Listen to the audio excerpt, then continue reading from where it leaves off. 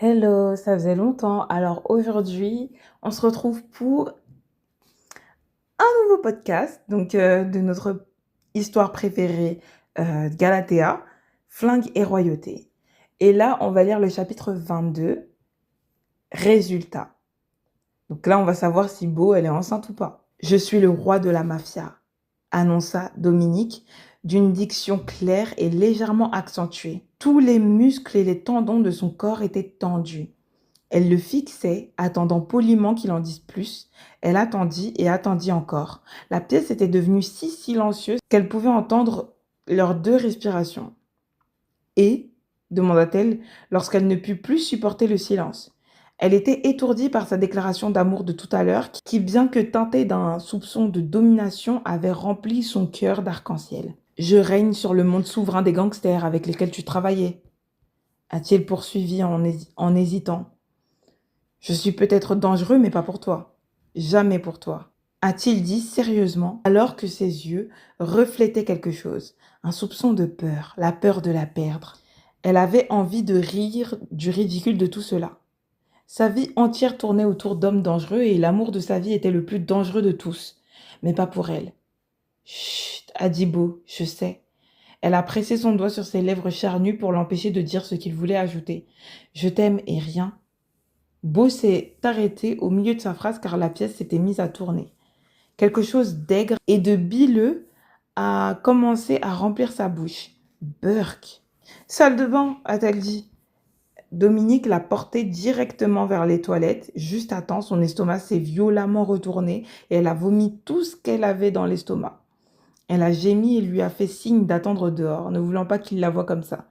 Detka, a-t-il dit, l'ignorant complètement. En marmonnant des mots d'affection en russe, il a rassemblé ses cheveux en chignon d'une main et a doucement caressé son dos avec l'autre. Je devrais rappeler Lizzie, sa voix bourrue était empreinte d'inquiétude. C'était incroyable qu'elle ait pu résoudre l'hypothèse de Riemann et le théorème de Fermat quand elle était au jardin d'enfants sans sourciller, et pourtant elle ne savait pas calculer son cycle menstruel. Elle avait 6 putains de semaines de retard et elle savait pourquoi. J'ai juste besoin d'une minute, a-t-elle dit, se demandant comment elle allait lui dire. Avec son aide, elle s'est dirigée vers le lavabo, en marbre, sur des jambes vacillantes. Elle a jeté un coup d'œil à son reflet et son nez s'est plissé. Ses cernes bleutées entourait ses yeux fatigués, ses lèvres et ses joues étaient extrêmement pâles et ses cheveux étaient en désordre. Quelle beauté, pensa-t-elle, avec dégoût. Elle s'est aspergé le visage d'eau tiède et s'est brossé les dents tout en essayant de trouver un moyen d'annoncer la nouvelle à l'homme qui se tenait derrière elle de manière protectrice. « Épouse-moi », a dit Dominique. Beau a failli s'étouffer avec sa brosse à dents. Elle s'est rincée la bouche en vitesse et lui a fait face. « Tu me demandes de t'épouser ? Ici ? Alors que je viens de vomir mes tripes ?» a-t-elle demandé, sans parler du fait qu'elle puait. « Oui, ici et maintenant. Tu ne m'as jamais paru aussi belle et je ne peux pas attendre plus longtemps, » a-t-il répondu sérieusement. Le regarder, lui, un homme si puissant, pratiquement mendié, était plutôt sexy et enivrant. « Je veux une cérémonie simple, » a-t-elle lâché, fatiguée de tout rationaliser. « Acté, » a-t-il promis.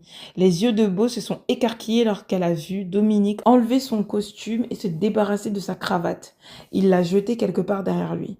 « Je veux récupérer mes affaires au chalet, » a-t-elle dit, les yeux rivés sur ses doigts élégants qui déboutonnaient sa chemise. « Aujourd'hui, » a-t-il promis. « Je veux que Dinara soit présente au mariage et qu'elle ne soit pas expédiée dans un couvent en France, » a-t-elle poursuivi. Le tsar a retiré sa chemise d'un geste sec. Beau s'est léché les lèvres, appréciant la vue de ses muscles étincelants. Le V profond, pointant vers son entrejambe, était séduisant. « Maman y travaille déjà, » répondit-il alors que ses yeux gris parcouraient tous ses traits rougis, sachant l'effet qu'ils produisaient sur elle. « Maudites soient ces hormones. Je veux être ta partenaire au sens propre. Tu ne me laisseras pas dans l'ignorance. Je suis une adulte et je sais quand c'est sûr et quand ça ne l'est pas, » a-t-elle dit, luttant pour faire sortir les mots. Cela faisait trop longtemps, pensa-t-elle, alors que son regard se posait sur sa protubérance visible. Jusqu'à un certain point. Tu connaîtras tout de mon monde, mais je m'assurerai également que tu sois toujours en sécurité. Je ne peux pas te perdre, Detka. Tu dois comprendre cela, a répondu Dominique.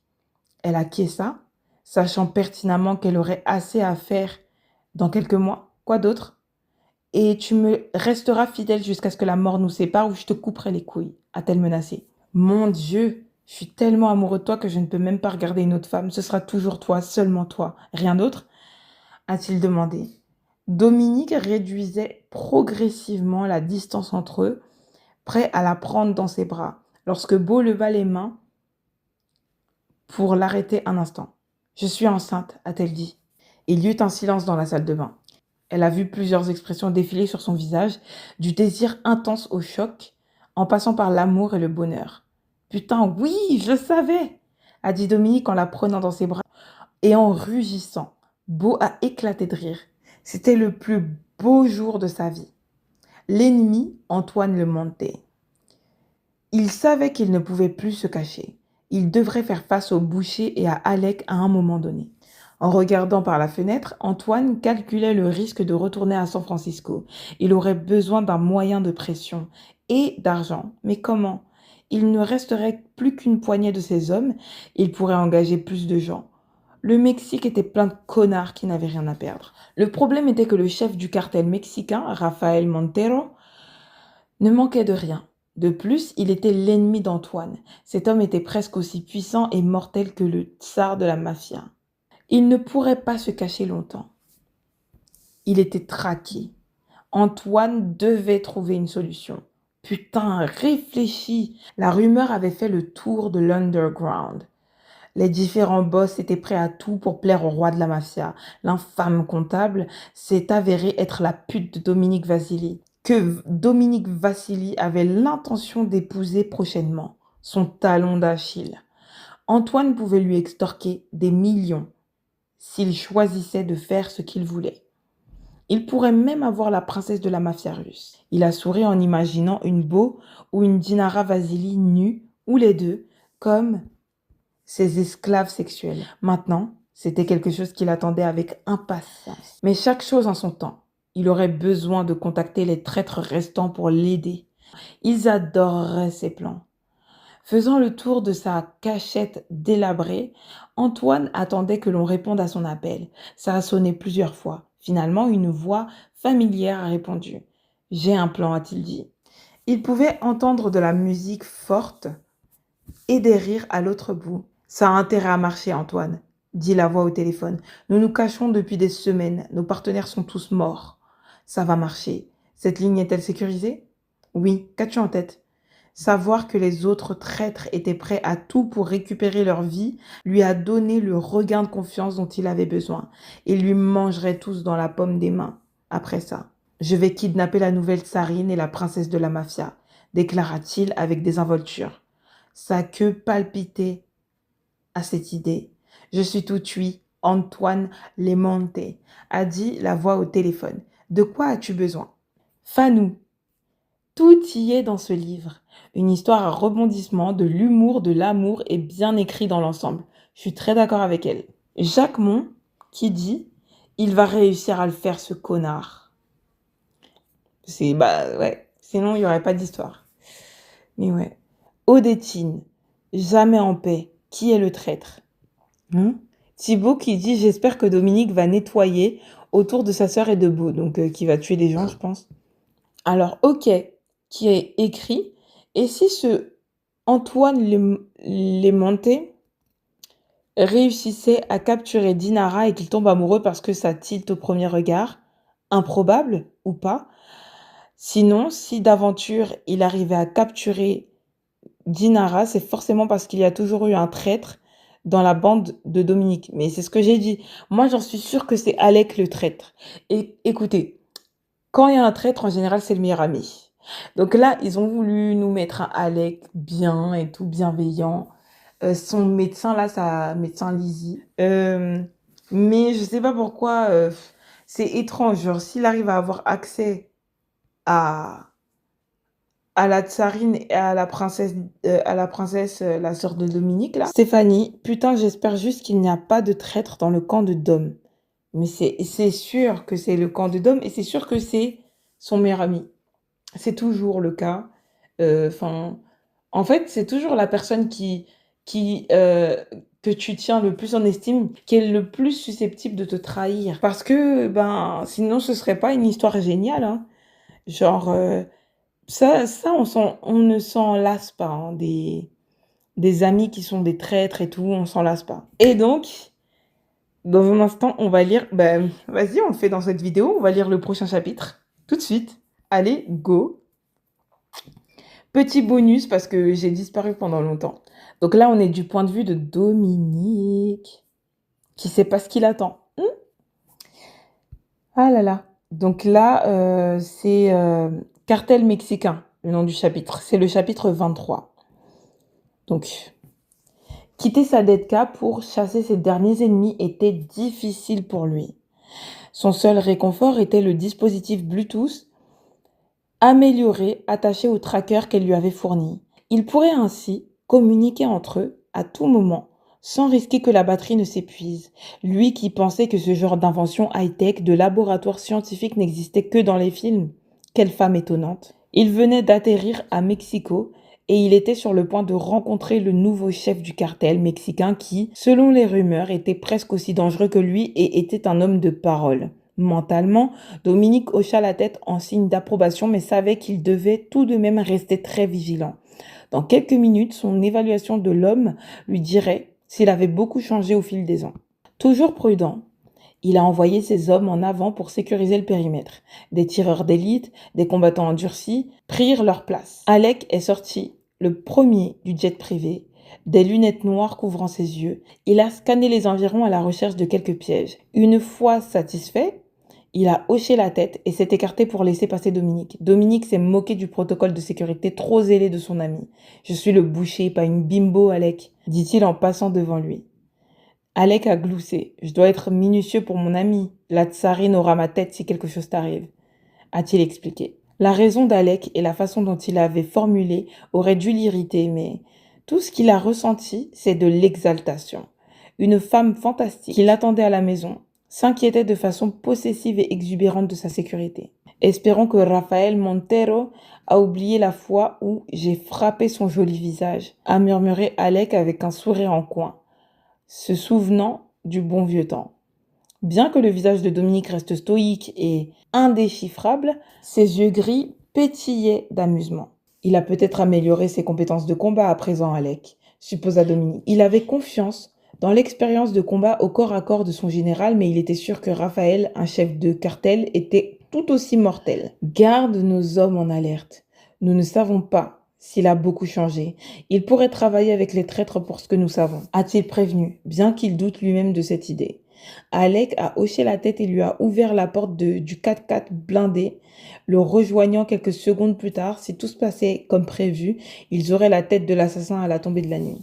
Sans surprise, Raphaël avait envoyé une équipe de sécurité supplémentaire pour les escorter dans le quartier de Polanco, à Mexico.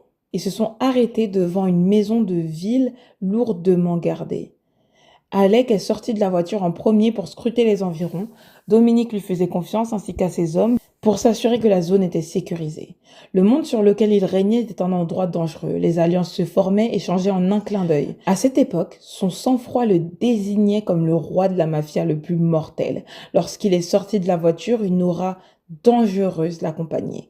Il avait un visage impassible, une posture raide et un comportement autoritaire. Le poids de ses couteaux et de son Glock dissimulé dans la doublure de son manteau était familier. L'air autour d'eux était rempli d'une anticipation épaisse et lourde.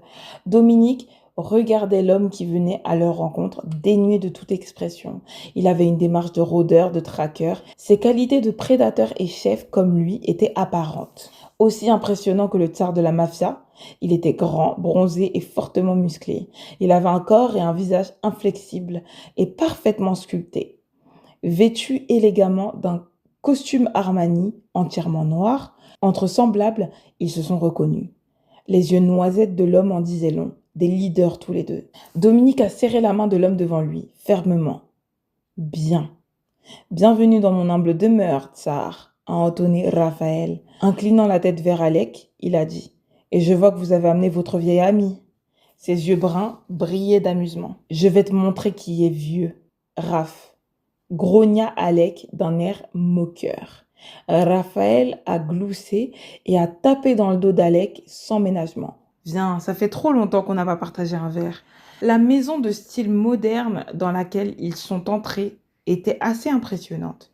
Leur hôte les a guidés à l'intérieur. Arturo, le second de Raphaël, ainsi que son jeune cousin les ont rejoints, inclinant la tête vers Dominique en signe de respect. Le groupe s'est installé sur de sombres et luxueux canapés en cuir et est resté silencieux et réservé en attendant que leur coûteuse boisson soit servie. Raphaël a levé son verre en cristal en guise de salut et a siroté avec appréciation. Dominique a murmuré son approbation. Ce type faisait la contrebande du meilleur whisky. Bien qu'il apprécie le bon alcool, il était venu ici pour une seule chose. Il se racla la gorge et le chef du cartel lui accorda son attention. « Je veux savoir où se trouve l'assassin », déclara Dominique. Il n'y avait pas besoin de plus. Tout le monde savait pourquoi il était là. L'ambiance détendue qui les entourait s'estompa et fut remplacée par une tension. « Il est à moi », répondit Raphaël. Son regard était tout aussi dur. C'était sans surprise et presque un défi. Tout le monde attendait en silence. Si cela s'était produit avant que Dominique ne rencontre Beau, les deux chefs auraient déjà été au contact. Cependant, le roi de la mafia est resté calme. Putain, il se ramollissait. « Je vais le tuer, Raphaël », a-t-il commencé. « Par respect pour ton territoire et notre amitié, je devais passer te prévenir. Mon équipe de surveillance connaît son emplacement et bien que l'endroit soit lourdement gardé, je te garantis que nous brûlerons cette cachette avant le coucher du soleil. » Il a levé la main pour empêcher le chef du cartel de parler. Ne savait-il pas qu'il avait toujours 2 longueurs d'avance? Il a continué. « Maintenant, dis-moi, pourquoi le veux-tu » Raphaël l'a regardé sérieusement. Ses lèvres étaient pincées fermement. Les souvenirs du passé se reflétaient dans son regard assombri. « Pour me venger, tsar. C'est quelque chose que je m'étais promis de faire. Vous pouvez le torturer autant que vous voulez. Ce que je veux, c'est qu'il voie mon visage avant que je lui tranche la gorge. » La réponse de Raphaël contenait de la douleur, trop de douleur. Sa réponse fut jugée bonne pour Dominique. Ils pouvaient jouer ensemble tant que leur but était le même. Dominique avait déjà pris sa décision, bien que cela ne se reflète pas sur son visage. Il faisait semblant de réfléchir. Raphaël et son cousin attendaient la décision du roi de la mafia. Dominique a terminé son verre, s'est levé en douceur et a rajusté son costume. Alec lui emboîta le pas. Indubitablement en alerte, le tsar se dirigea vers l'entrée, aussi gracieux qu'un lion, et s'arrêta. « Nous partons dans 15 minutes. Prépare tes hommes, Raphaël. Et une chose, ce que je dis doit être fait, a-t-il dit. » Il en resta là et sortit de la pièce. Il avait besoin d'intimité pour appeler sa Detka avant qu'il ne parte, donc il est retourné à son 4x4 blindé, a fermé la porte et ouvert leur ligne de communication. « Detka », a-t-il dit. « Dominique, j'ai envoyé les coordonnées sur le téléphone d'Alec », a-t-elle dit. « On peut lui faire confiance pour tout prévoir, pensa-t-il. L'empressement dans sa douce voix a fait naître un sourire sur ses lèvres. « Je sais, Moya Youbov. Nos hommes sont en position. Je voulais juste entendre ta voix et vérifier que tout allait bien, que tu n'en faisais pas trop, a-t-il dit. Je suis enceinte, pas invalide. Et je m'ennuie tellement à rester assis sur cette chaise et avoir envie de chinois, a-t-elle répondu d'une voix irritée. Il a gloussé, son insolence était l'une des meilleures choses chez elle. Tu ferais mieux de rester assis sur cette chaise et de te détendre jusqu'à ce que je rentre, Detka, a dit Dominique. Cela l'a fait soupirer. Il a souri à sa réaction, sachant qu'elle ne pouvait pas le voir. Nous allons partir dans quelques minutes. Je te verrai dès que nous aurons terminé ici. Je t'aime, bébé, a dit Dominique. Beau a répondu. Et je t'aime aussi, Dominique. Rentre vite et intacte, ou tu dormiras sur le canapé. Et a mis fin à l'appel de manière abrupte. Elle aimait avoir le dernier mot. Il avait hâte de la retrouver, mais d'abord. 3 coups ont retenti sur la porte et Alec l'a rejoint dans la voiture. « Nous sommes prêts, tsar », l'a-t-il informé. « Bien, attrapons ce fils de pute », répondit Dominique. « Hein ? Il y a quelqu'un qui a spoilé un peu. Le chapitre 33 ne devrait-il pas se trouver entre le 22 et le 23 ? Son contenu n'est pas cohérent avec la chronologie de l'histoire s'il est placé à cet endroit du livre. Bon, je sais pas de quoi tu parles, mec ou meuf, mais en tout cas, pourquoi tu spoil en fait? Je comprends pas. Genre, en plus, tu viens écrire ça au niveau du chapitre 22 au lieu d'écrire ça au chapitre 33. Genre, ça n'a pas de sens. Si tu as lu jusqu'au chapitre 33, ben, commente au chapitre 33, commente pas ici en fait. N'importe quoi. Ah, il y a quelqu'un qui a dit tu parles d'une demande en mariage dans une salle de bain. Le top du romantisme. Ça me fume. Je suis d'accord. Je sais pas, en fait, c'est bizarre à dire, mais pour moi, genre, l'endroit importe peu en fait. En vrai. Puis, enfin, je trouve que c'est, en fait, je trouve ça mignon, je trouve ça plutôt mignon, en fait. Le fait que malgré le fait qu'elle soit dans un piteux état, il la trouve suffisamment belle pour la demander en mariage, alors qu'il aurait pu faire un truc en grande pompe. Faut pas oublier, en fait, aussi que ils sont en sécurité nulle part, en fait. Donc, peu importe où il lui demande, peu importe dans quel état elle est. Et c'est romantique, en fait, genre, il lui demande en mariage, et après, elle lui dit qu'elle est enceinte. Moi, je trouve ça mignon, perso. Les exigences sont un peu bizarres. Il faut ci, il faut ça, il faut ci, il faut ça.